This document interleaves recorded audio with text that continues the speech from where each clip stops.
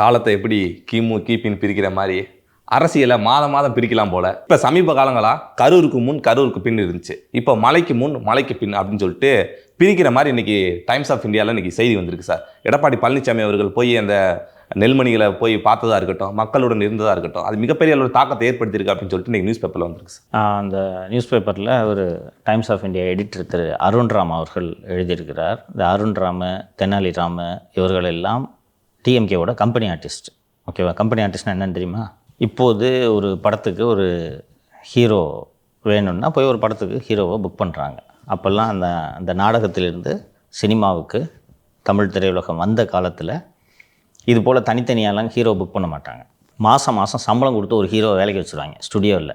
இந்த Gemini studios, ஏவிஎம்மு, Sathya studios, இது போல் உனக்கு மாதம் சம்பளம், எப்போ படம் எடுத்தாலும் நீ நடிச்சு கொடுக்கணும். அதுபோல் கம்பெனி ஆர்டிஸ்ட்டு இவங்க ஒரு அருண்ராம, தெனாலிராமெல்லாம் திமுகவோட கம்பெனி ஆர்டிஸ்ட். அந்த கம்பெனி ஆர்டிஸ்ட்டுகளே அரசு விரைவாக வேலை செய்ய வேண்டும் அப்படின்ட்டு எழுத ஆரம்பிச்சிருக்காங்கன்னா நிலைமை மாறிக்கொண்டிருக்கிறது என்பதை திமுகவினர் புரிந்து கொள்ள வேண்டும். மீடியாவை நீங்கள் ஒரு அளவுக்கு தான் கட்டுப்படுத்த முடியும்.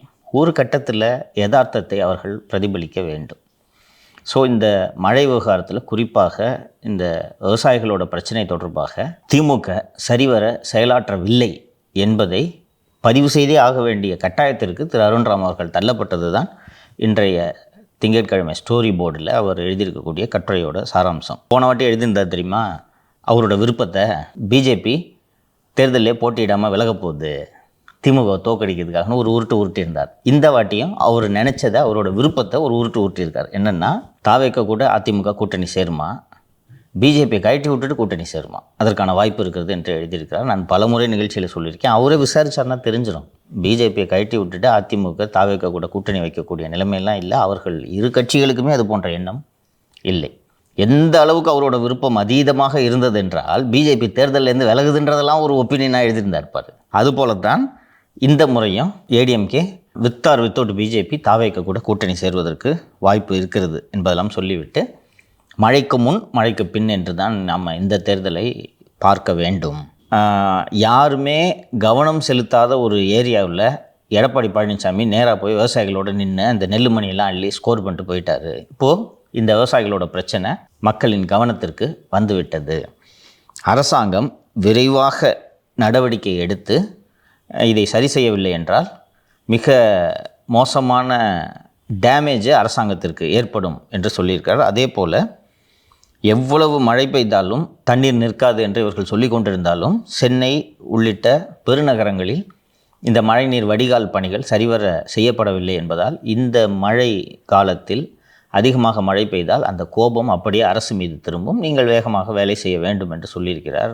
காலம் கடந்து போச்சு, மழை வந்துருச்சு. இனிமேல் எங்கே போய் நீங்கள் ஸ்டாம் வாட்டர் ட்ரெயின் வேலையை செய்ய போகிறீங்களா? நீங்கள் எப்படி இருந்தாலும் அடி உங்களுக்கு உறுதி, அதில் சந்தேகம் வேண்டாம். ஸோ இந்த டைடு டேர்ன் ஆகிட்டுருக்கு அப்படின்றதுக்காகத்தான் நான் இந்த கட்டுரையை எடுத்து படிக்கிறேன். அண்டு ஏற்கனவே நாம் சொன்னது போல் திரு பழனிசாமி ரொம்ப அழகாக ஸ்கோர் பண்ணிட்டார் இந்த விஷயத்தில். யாருமே இந்த இப்போ நம்ம நகரங்களில் நடக்கக்கூடிய சம்பவங்கள் அத்தனையுமே ஊடகங்கள் விவாத பொருளாக எடுத்துக்கொள்ளும், விவாதிக்கும். கிராமத்தில், தஞ்சாவூரில், டெல்டா பகுதிகளில் இந்த விவசாயிகள் படக்கூடிய கஷ்டம்லாம் ஒரு சிங்கிள் காலம் நியூஸ், அதை தாண்டி அது செய்தி ஆகாது. இந்த மாதிரி இவ்வளவு பயிர் சேதம் தொலைக்காட்சியிலையும் பார்த்தீங்கன்னா ஒரு வரி செய்தியாக வரும். மத்திய குழு ஆய்வு, இவ்வளவு பயிர்கள் சேதம், மழையில் இத்தனை ஏக்கர் சேதன்றதோடு கடந்து போயிடும். எடப்பாடி பழனிசாமி போய் அதை விஷுவலாக மாற்றுறாரு. போய் வேட்டியை மடித்து கட்டிக்கிட்டு மழையில் நனைச்சிக்கிட்டு அந்த கதிரெல்லாம் அள்ளி, என்னம்மா எல்லாமே முளைச்சி போச்சா அப்படின்னு பேசி அதை நியூஸ் ஆக்கிட்டார்.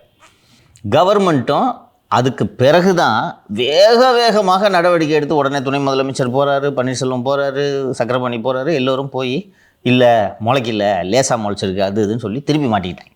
இப்போது விபரம் என்னவென்று விசாரித்தால் முதல்வரிடம் இந்த பயிர் சேதம் தொடர்பான விபரங்களை சொல்லக்கூட முடியாத ஒரு கையேறு நிலையில் விவசாயத்துறை அமைச்சர் திரு பன்னீர்செல்வம் அவர்கள் தவிக்கிறார் என்று தகவல்கள் வந்து கொண்டிருக்கின்றன. அவங்களுக்கு அறிக்கை வந்திருக்கிறது. விவசாயத்துறையிலேருந்து அதிகாரிகள் துறை அமைச்சருக்கு இந்த மாதிரி சார் சிக்கல் என்று விவரங்களை எல்லாம் சொல்லியிருக்கிறார்கள். என்ன சிக்கல்னு சொல்லியிருக்காங்க சார்? முளைக்கணும்னா இல்லை முன்னாடியே சிக்கல் இருக்குது, கொள்முதல் நிலையம் அமைக்கணும்னா? நெல் அதிகமாக விளைந்திருக்கிறது, கூடுதலான கொள்முதல் நிலையங்களை அமைக்க வேண்டும், கூடுதலாக லாரிகள் ஏற்பாடு செய்ய வேண்டும், கூடுதலாக மூட்டையை தூக்கும் தொழிலாளிகளை நியமிக்க வேண்டும், கூடுதலாக கோடவுன்ஸை உருவாக்க வேண்டும், வாடகைக்கு எடுக்க வேண்டும் என்ற விவரங்களை எல்லாம் சொல்லியிருக்கிறார்கள் அதிகாரிகள். ஆனால் துறையின் அமைச்சர் பன்னீர்செல்வத்தாலேயே முதல்வரை சந்திக்க முடியவில்லை. இந்த அறிக்கையை எல்லாம் அவர் முதல்வர் அலுவலகத்தில் உமாநாத்துக்கிட்ட கொடுத்துருக்காரு. உமாநாத்துக்கிட்ட கொடுத்த உடனே அவர் தீப்பொறி தினேஷிடம் இதை கொடுத்துருக்கிறார். தீப்பொறி தினேஷுக்கு இதெல்லாம் ஒரு முக்கியமான விஷயமாக தெரியவில்லை. அவருக்கு யார் டிஜிபி, யார் கமிஷனரு, எங்கே துட்டு வருது என்பது போன்ற விவகாரங்களில், அவருக்கு தலையாய விவகாரங்களில் அவருக்கு கவனம் இருந்ததால் இதை முதல்வரின் கவனத்திற்கு கொண்டு செல்லவே இல்லை. இதன் காரணமாகத்தான் நிலைமை கைமீறி போன பிறகு முதல்வரின் கவனத்திற்கு தாமதமாக இது எடுத்து செல்லப்பட்டிருக்கு. இதை ரொம்ப அவங்க அமைச்சர் தரப்பிலையும் மற்றவர்களும் வருத்தப்படுவது என்னவென்றால், இது சரி செய்திருக்கக்கூடிய ஒரு பிரச்சனை. இந்த தவறை நிகழாம தவிர்த்திருந்திருக்கலாம். டேமேஜை சரி பண்ணியிருந்திருக்க முடியும். எடப்பாடி பழனிசாமி போகிறதுக்கு முன்னாடியே இதை சரி பண்ணியிருக்க முடியும். இப்போ நம்ம விவாதித்தது என்ன, இவ்வளோ விலையுன்னு உங்களுக்கு தெரியாதா? தஞ்சாவூர்லேயும் திருவாரூர்லேயும் நாகப்பட்டினத்துலேயும் இருக்கிற food corporation of India and civil supplies கார்ப்பரேஷனோட கோடவுனில் இடம் இல்லைன்றதும் உங்களுக்கு தெரியாதா? எவ்வளோ விளைய போகுதுன்றதும் உங்களுக்கு டேட்டா இருக்குது கையில். அப்போது ராமநாதபுரம், விருதுநகர், திருச்சி, பெரம்பலூர், அரியலூர் எங்கெங்கெல்லாம் இடத்தை வாடகைக்கு எடுக்க முடியுமோ அங்கெல்லாம் நெல் மூட்டைகளை அடுக்குவதற்கு தேவையான வேலைகளை நீங்கள் ஏன் செய்யவில்லை? முளைக்கும் அளவுக்கு ஏன் விட்டீர்கள்? நீங்கள் டக்குன்னு அதை மூவ் பண்ணிக்கிட்டே இருந்தீங்கன்னா கோடவுன் காலியாக இருக்கும், அறுவடை நடந்துக்கிட்டே இருக்கும். இதை ஏன் பண்ணலைன்ட்டு தான் நம்ம கேள்வி எழுப்பணும். இந்த வேலைகளை எல்லாம் செய்ய வேண்டும் என்று அமைச்சர் ஒரு அறிக்கையை தயார் செய்து முதல்வரின் பார்வைக்கு இது போக வேண்டும் என்று முதல்வர் அலுவலகத்தில் தான் அவர் கொடுக்க முடியும். இவர் கருணாநிதி போல் அத்தனை எளிது கிடையாது சந்திக்கிறது. ஓகேவா? எல்லாமே தீப்பொறி கிட்ட தான் நீங்கள் கொடுத்தாகணும். தீப்பொறி முடிவு பண்ணால் தான். துரைமுருகனுக்கு இந்த கைது தானே, ஐயா பிஸியாக இருக்கார் போய அப்படின்ட்டு துரைமுருகனை அனுப்பி விட்றாரு. பன்னீர்செல்வத்தெல்லாம் மதிக்க மாட்டார் தினேஷ்.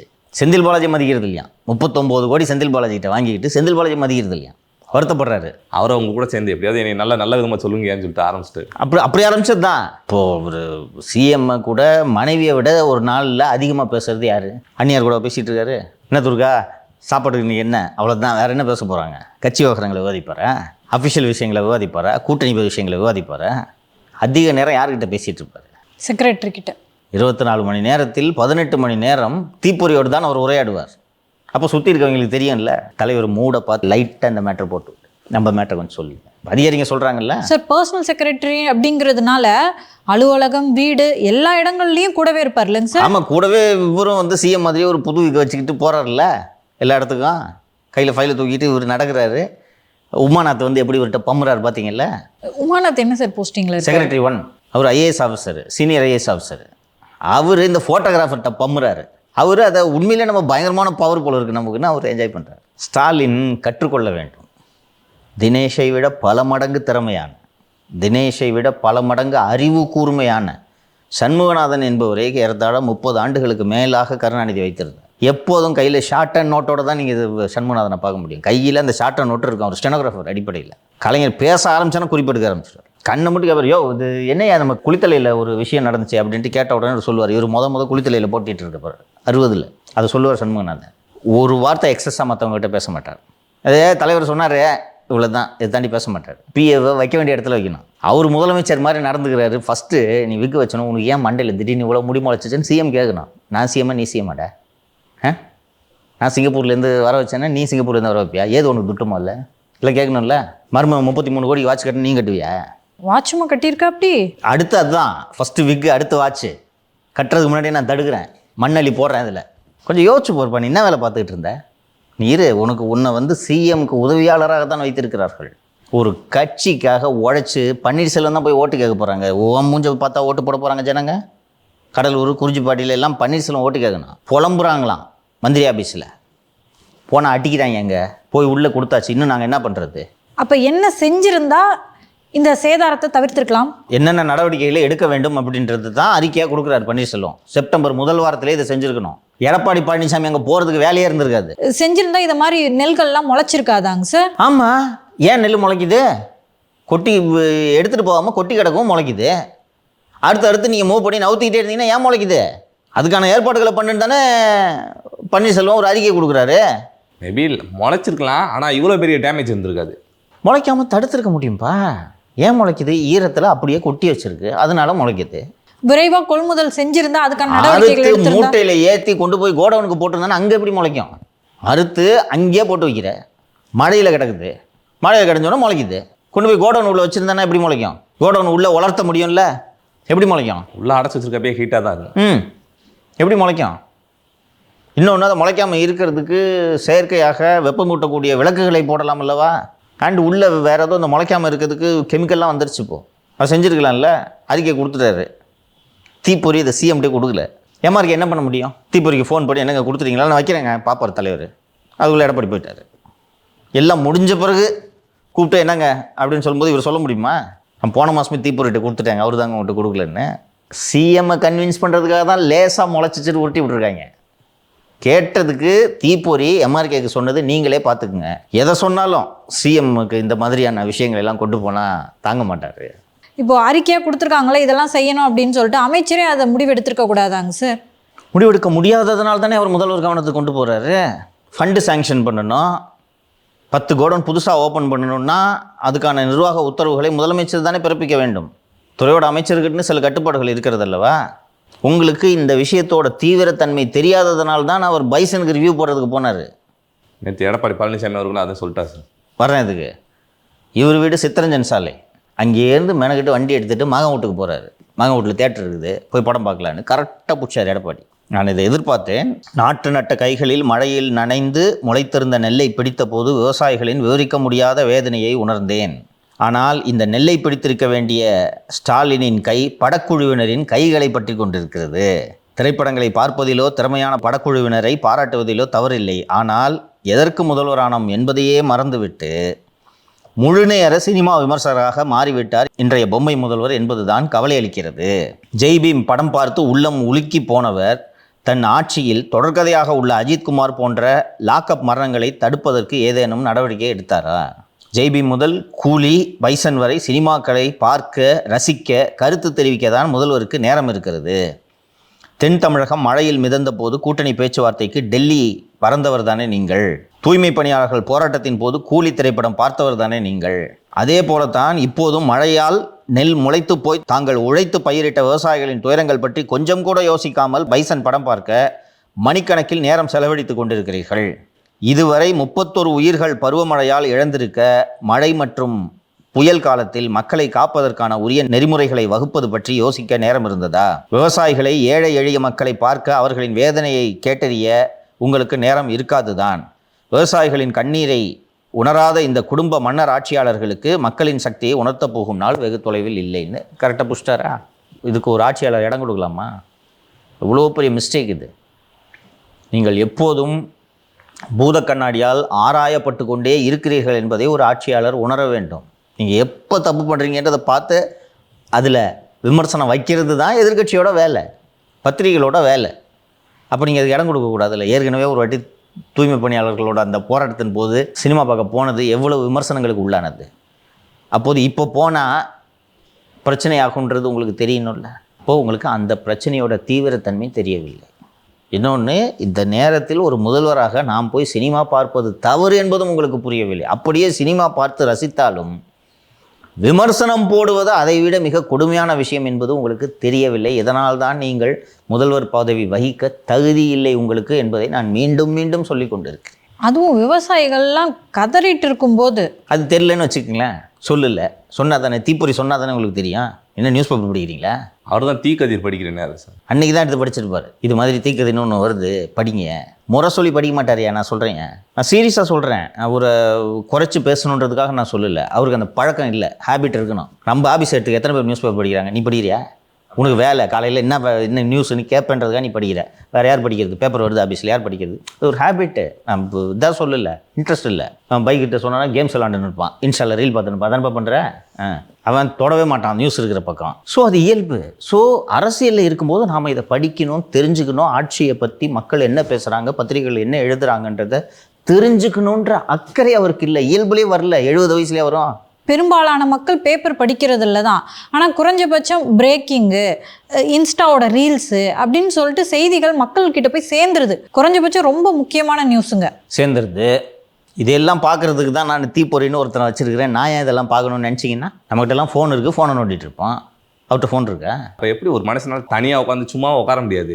இப்போ என்னதே பண்ணுறாரு அவர்? வர்றவங்களெல்லாம் பார்த்து இது மாதிரி ஷூட்டிங்க்கு அடுத்த ஷூட்டிங்க்கு ஆயத்தம் செய்து கொண்டிருக்க வேண்டியது தான். அதிகாரிங்க இன்றைக்கி ரிவ்யூ மீட்டிங்னு சொல்லுவாங்க. அப்படியா ரிவ்யூ மீட்டிங்காக? ரைட், ஓகே, போடுங்க பவர் பாயிண்ட்டை. என்ன ஓடுதுன்னு தெரியாமல் பார்த்துட்டு இருக்க வேண்டியதான். குடும்ப பஞ்சாயத்தை தீர்த்து வைக்க வேண்டியதான். இப்போ அதை விட ப்ரையாரிட்டியான ஒரு வேலை ஒன்று இருக்குல்ல, நேற்று சொன்னேன்ல, பேரனை ஹீரோ ஆக்குறது. சார் இப்போ ரிவ்யூ அவரே போட்டிருக்க மாட்டாருங்க சார், அதுக்கு முதலமைச்சர் அவர்கள் அனுமதி கொடுத்துருக்கணும்ல. சரி, ரிவ்யூ தெரியாமல் போட்டாங்கன்னு கூட நான் வாதத்துக்கு வச்சுக்கிறேன். படம் பார்த்தோன்னா அதோட போ மாரி செல்வர்கிட்ட சொல்லணும்ல. நீங்கள் எதுக்கு ஃபோட்டோக்கு நிற்கிறீங்க? நீங்களே அதை பெருமையாக உணர்றீங்க. இவ்வளோ பெரிய டைரக்டர் கூட நம்ம நின்று ஃபோட்டோ எடுக்கிறோன்னு உள்ளபடியே அவர் நினைக்கிறாரு. அதனால தான் நீங்கள் நல்லா கவனிச்சு பாருங்கள். சினிமாக்காரங்க போனாங்கன்னா ஒரு ஸ்பெஷல் கவனிப்பு அங்கே இருக்குது பார்த்துருக்கீங்களா? சாதாரண பாமரன் வெள்ளித்திரையில் பார்க்கக்கூடிய ஹீரோக்களை எப்படி வியப்போடு பிரமிப்போடு பார்க்குறானோ அதே போல் இந்த குடும்பம் பார்க்கிறது. அதனால தான் அந்த பிரமிப்புக்குள்ளே நம்மளும் உட்காந்துக்கணுன்றதுக்காக தான் பேரனை கூட்டம் போகிறோம். சீக்கிரம் ஒரு 6 மாதம் பல்ல கட்சிக்கிட்டு மக்கள் பொறுத்து கொள்ள வேண்டும், முடிவு கட்டி விடலாம். இன்னொரு முக்கியமான விஷயத்தையும் எடப்பாடி பழனிசாமி அவர்கள் பேசியிருக்காரு சார். ராம் சார் சதுப்பு நிலத்தில் கட்டணங்களுக்கு எழுப்புறதுக்கான அந்த அக்ரிமெண்ட் போட்டது, அதை பற்றியும் பேசியிருக்காரு சார். நாங்கள் ஒன்றும் வேடிக்கை பார்த்துட்டு இருக்க மாட்டோம், கட்ட விட்டு அப்படின்ட்டு. அதில் ரொம்ப ஒரு முக்கியமான ஆவணம் ஆதாரம் கிடைத்திருக்கிறது. அது பற்றி நான் சொல்கிறேன். அதுக்கு முன்னாடி பழனிசாமி நேற்று ரொம்ப அழகாக ஒரு ஸ்டேட்மெண்ட் விட்டுருக்காரு. எதிர்க்கட்சி தலைவர்கள் சீமான் இது தொடர்பாக அறிக்கை வெளியிட்டிருக்கிறார். டிடிவி தினகரன் அவர்கள் மிகச்சரியாக சம்பந்தப்பட்ட அதிகாரிகள் தண்டிக்கப்பட வேண்டும் என்று தெரிவித்திருக்கிறார். நான் ஒரு எடப்பாடி பழனிசாமியை ஏன் லீடர்னு சொல்கிறேன் அப்படின்ட்டு நிறைய பேர் ஒரு வியப்போட பார்த்துக்கிட்டு இருப்பாங்க. ஏன்னா இவர் மட்டும் இவ்வளோ பேர் மற்றவங்களாம் ஒத்துக்க மாட்டார், இவர் மட்டும் ஒத்துக்க மாட்டாங்க. இந்த சதுப்பு நிலங்கள் பற்றி அவரோட அறிக்கையை பாருங்கள்.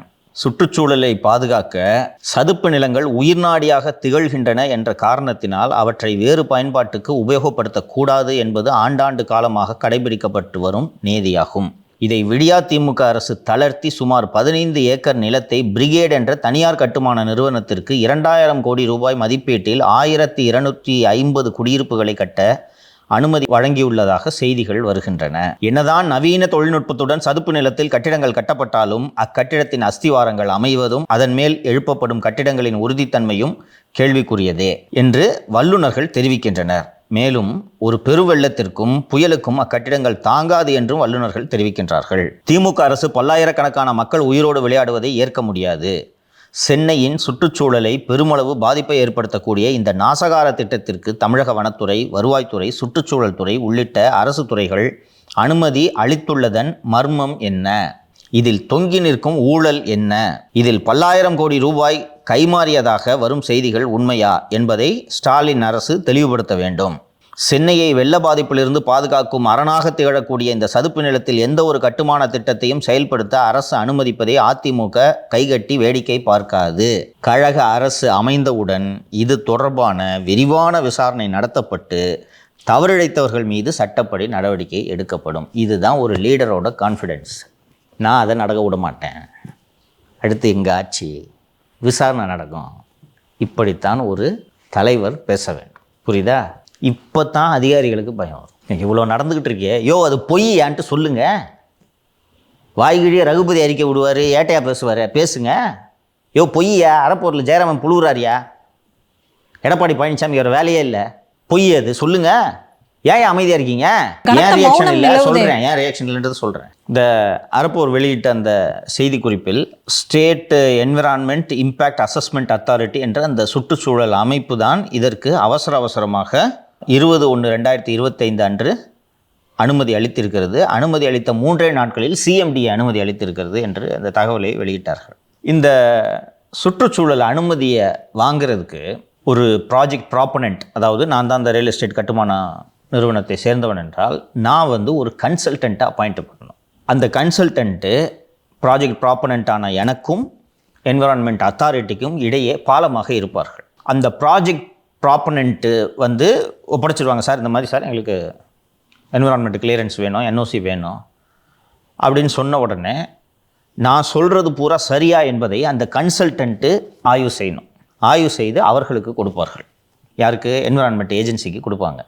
அவங்க அந்த கன்சல்டண்ட்டு எல்லாத்தையும் ஒரு ரிப்போர்ட்டாக ப்ரிப்பேர் பண்ணிடுறாருல, அந்த கன்சல்டண்ட்டை அப்பாயிண்ட் பண்ணுறது இதுக்கு தான். அவங்க ஒரு ரிப்போர்ட்டாக ப்ரிப்பேர் பண்ணி என்னென்னலாம் என்விரான்மெண்ட் ஏஜென்சி கேட்குமோ அதையெல்லாம் அவர்கள் சரி செய்து ஒரு அறிக்கை வடிவில் கொடுத்து விடுவார்கள். இதுக்கு நடுவில் இந்த கன்சல்டண்ட் பாலமாக அமைகிறார்கள். இந்த பிரிகேடு ப்ராஜெக்ட்டுக்கு கன்சல்டண்ட்டாக நியமிக்கப்பட்ட நிறுவனம் Eco Services India Private Limited. இந்த Eco Services India Private Limited ஈக்காட்டு தாங்கலில் உள்ள சுந்தர் நகரில் இந்த Eco Services India Private Limited என்ற நிறுவனம் செயல்பட்டு வருகிறது. இந்த நிறுவனத்தின் உரிமையாளர் மற்றும் இயக்குனராக இருப்பவர் திரு கலைசெல்வன் பெரியசாமி. இந்த கலைசெல்வன் பெரியசாமி யார் என்றால் அவர்தான் திமுகவோட சுற்றுச்சூழல் அணியின் மாநில துணைத் தலைவர். எப்படி பிஸ்னஸ் ரன் பண்ணுறாங்க தெரியுதா? திமுக சுற்றுச்சூழல் அணியிலே ஒரு மாநில நிர்வாகி. போன வாரம் கூட இந்து நாளேட்டில் கட்டுரையெல்லாம் எழுதியிருந்தார் சுற்றுச்சூழலின் முக்கியத்துவம் குறித்து. நீ தானே கன்சல்டன்ட்டு, உனக்கு தெரியாது அது ராம்சார் இடத்துல இருக்குன்னு. நீ தானே அது ராம்சார் நிலத்தில் இருக்குன்றத ப்ராஜெக்ட் ப்ராப்பனண்ட்டுக்கும் நீ தான் சொல்லணும். அவன் ஒன்று காசு கொடுத்து கன்சல்டண்ட்டாக அப்பாயின்ட் பண்ணுறான். அப்போ பிரிகேடுக்கு நீ தேராது பஸ் இதுன்னு நீ சொல்லணும். அதுக்கு தானே கன்சல்டன்ட்டு. இன்னொன்று, நீ சுற்றுச்சூழல் கன்சல்டன்ட்டு, கன்ஸ்ட்ரக்ஷன் கன்சல்டன்ட் இல்லை, ஸ்டெபிலிட்டி கன்சல்டன்ட் இல்லை, ஸ்ட்ரக்சரல் இன்ஜினியரிங் கன்சல்டன்ட் இல்லை, சுற்றுச்சூழலுக்கென்று இருக்கக்கூடிய நீ கன்சல்டன்ட். இந்த ஈகோ சர்வீசஸ் இந்தியா லிமிடெடோட இணையதளத்துக்கு போனீங்கன்னா நாங்கள் மிகப்பெரிய பெரிய ப்ராஜெக்ட்டுக்கெலாம் நாங்கள் தான் சுற்றுச்சூழல் கன்சல்டண்ட்டாக இருந்திருக்கோம் என்று பெருமையாக சொல்லிக் கொள்கிறார்கள். எந்த லட்சணத்தில் நீங்கள் ஆய்வு பண்ணியிருப்பீங்கன்னு தெரியுது. அதில் இந்த கன்சல்டன்ட்டு ஆக்சுவல் வேலை, இது பேப்பரில் கன்சல்டன்ட்ன்றது ஆக்சுவல் வேலை என்ன தெரியுமா? பிரிகேடுகிட்டேருந்து துட்டை வாங்கி எந்தெந்த அதிகாரிக்கு எவ்வளோ கொடுக்கணும், அன்சுல் மிஸ்ராவுக்கு இவ்வளோ, சுப்ரியா சாவுக்கு இவ்வளோ, முருகானந்தத்துக்கு இவ்வளோ, இந்த வேலையை தான் கன்சல்டன்ட்டு. திமுககாரன் கொடுப்பாங்களே நம்பி. திமுகவோட சுற்றுச்சூழல் அணியில் மாநில துணைத் தலைவராக இருக்கிறார் அல்லவா? இப்போ தெரியுதா ஏன் திமுக வாய் திறக்கலன்னு? சுற்றுச்சூழல் அணி அவங்க எதுக்கு வச்சுருக்காங்க தெரியுதா? சுற்றுச்சூழல் அணினா நீங்கள் தானங்க சுற்றுச்சூழலை பாதுகாக்கணும். அதுக்கு தானே சுற்றுச்சூழல் அணி. ராம்சார் நிலத்தில் கட்டணம் கட்டுறதுக்காக சுற்றுச்சூழல் அணி வச்சுருக்கீங்க. இந்த விவரம் இதுவரை வெளியே வரவில்லை. உங்கள் அரப்பூருக்கும் இந்த தகவல் தெரியாது. நேற்று எனக்கு சுற்றுச்சூழல் அணியில் இருந்த ஒருவர் இந்த தகவலை எடுத்து கொடுத்தார். ஏன்னா எங்கே தானே இருக்காங்க சொல்லுங்கண்ணே. அண்ட் அவரோடு கமலசேகரன், சந்திரசேகர் என்று மேலும் இருவர் அந்த ஈகோ சர்வீசஸ் இந்தியா லிமிடெடில் இயக்குநர்களாக இருக்கிறார்கள். அவங்க பேருக்கு சும்மா டம்மியாக மினிமம் ஷேர்ஸோடு அவங்க இருப்பாங்க. அந்த நிறுவனத்தின் ஈகோ சர்வீசஸ் இந்தியா பிரைவேட் லிமிடெடோட நிறுவனத்தின் முகம் இவர் தான், உரிமையாளர் இவர் தான். எத்தனை கோடி கைமாறி இருக்குன்னு யோசிச்சு பாருங்க. இதில் 2 வகையான பிரச்சனைகள் இருக்குது சார். ஒன்று, சதுப்பு நிலம் அப்படிங்கிறது வந்து பார்த்திங்கன்னா ஆண்டாண்டு காலமாக அதில் தண்ணி இருந்துக்கிட்டே இருக்கும். ஸோ நீங்கள் எவ்வளோ பேஸ்மெண்ட் போட்டாலும் அங்கே தாங்காது.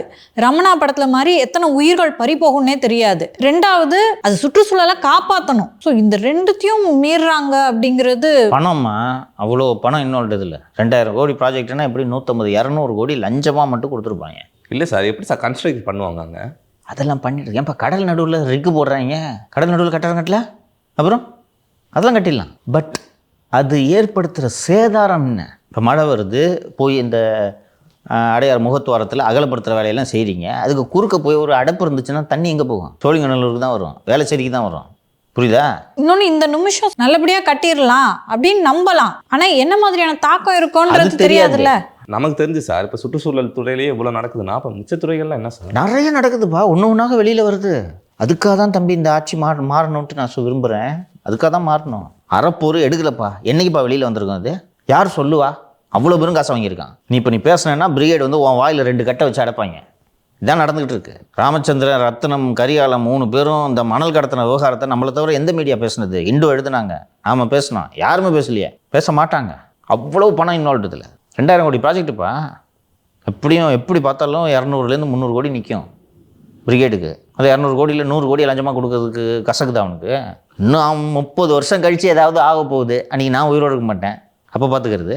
அதான் நேற்று சொன்னீங்களே வீடு கதை, ரிட்டையர்ட் வீடு கதை தான். வீடு படத்தில் வர கதை தான்.